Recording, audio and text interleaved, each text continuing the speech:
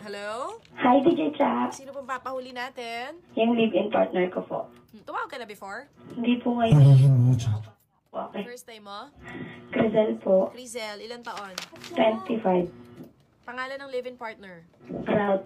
Ralph. Okay, ba't Ito na lang po itawag niya sa kanya. Okay, saan mahilig si Rap?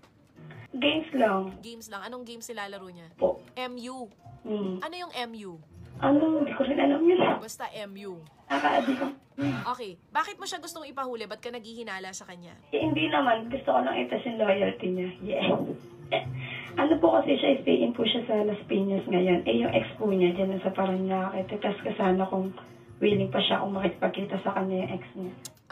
Gaano ka katagal na, or gaano na kayo katagal dalawa? 4 years na po. 4 years na kayo?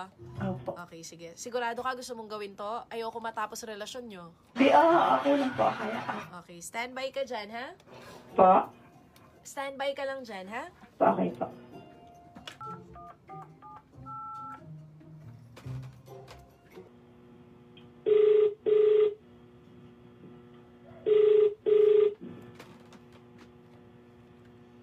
Hello?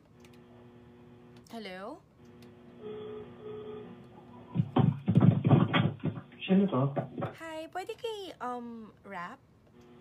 Ako po. Ako nga po.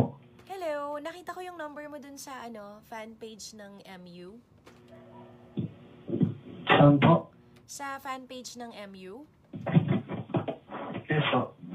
Si Rap na to? Ako nga po.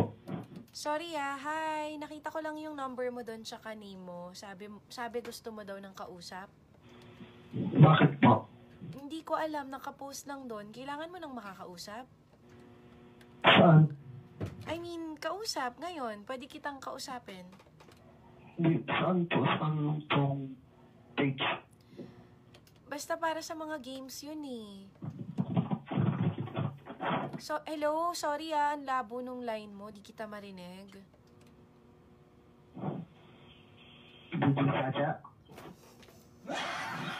Nako, nahuli tayo, Crisel. Huling-huli tayo. Nakikinig ka. Hindi ako nakikinig. Paano? Kabisado ka niya din. Paano mo ako nabosesan? Basta ano ko, nag-gets ko agad nung sa mga gaming. Oy, Nung natuto sa gaming. medyo naghihinala yung girlfriend mo kasi daw yung ex mo malapit nakatira sa kung saan ka nagtatrabaho. Hindi naman. May gusto ka sabihin sa girlfriend mo, nasa kabilang line siya.